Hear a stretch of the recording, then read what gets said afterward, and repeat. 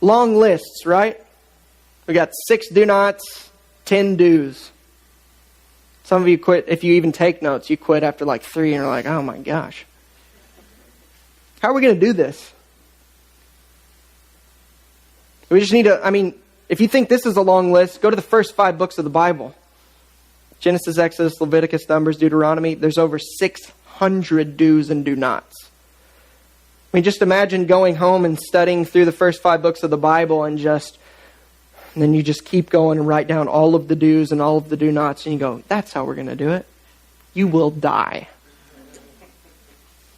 You'll probably die before you finish the list. If you don't die of just exhaustion and weight of, I can't do this.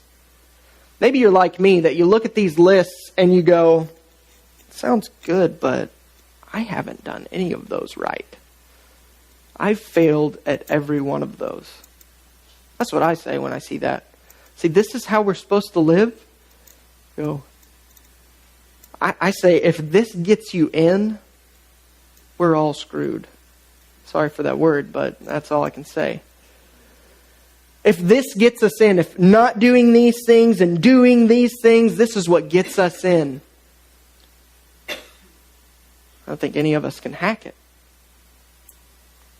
I like what Mark Driscoll says. He's a pastor in Seattle. He says, talking about this, he says, how are we going to do what's right and not do what's wrong? He said, not by getting more focused on yourself, but by getting to know your dad. The imperatives, all the do's and the do nots of this passage comes after verse 1. Verse 1 says, therefore, be imitators of God as beloved children. The do's and do nots of Christianity do not come until after God has adopted us into His family by grace. It's not, do not do this, do this, and if you're pretty good at it, I'll bring you into my family. This is the crazy message of the gospel, that we are accepted, forgiven, made righteous, adopted into the family of God before we've done anything but evil. How many of you would say, I'm tired. I'm burnt out. I feel like a failure. I feel abandoned. I feel lonely. I feel unaccepted. I think a lot of us come into those seasons, and maybe that's you today. Maybe your heart is just kind of in that posture of just feel empty. You read these lists of do's and do nots, and it crushes you. You go, I got to do that. And you try to pull yourself up by your bootstraps and do more, try harder.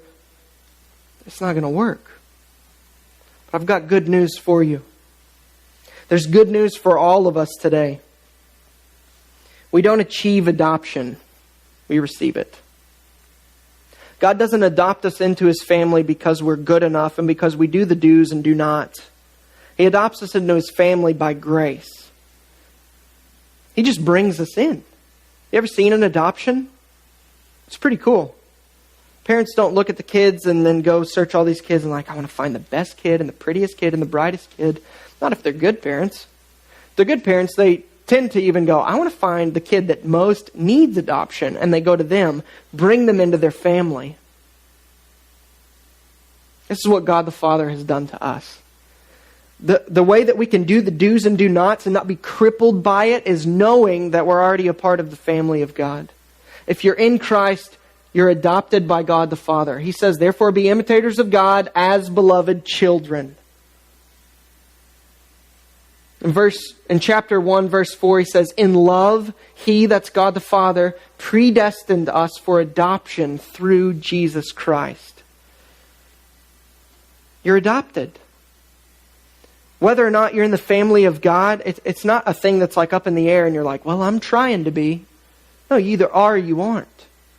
It's either you're dependent on the work of Jesus in your place to bring you into that family, or you're not. Adoption is not achieved by your works. Adoption is received by the works of Christ. We're adopted by God the Father. Some of you have been lied to. Some of you have been told that the central message of Christianity is essentially advice. Do this, don't do this. It's wrong.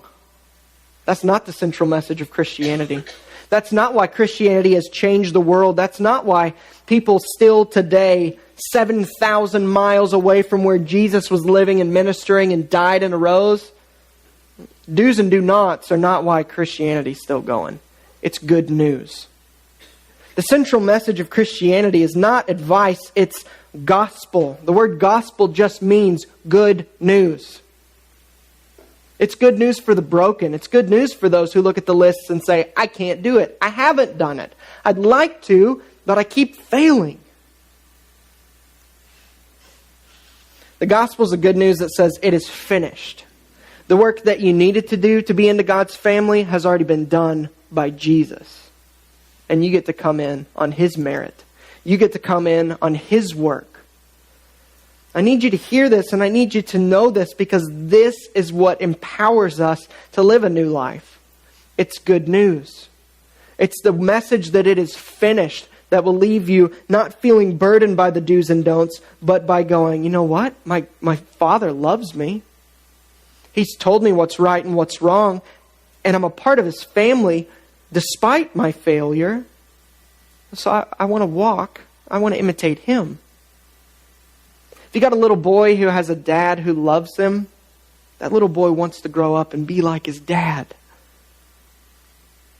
If you've got a little girl that has a dad that really loves him, she wants to grow up and marry a man like her dad. You ever seen that? It's true.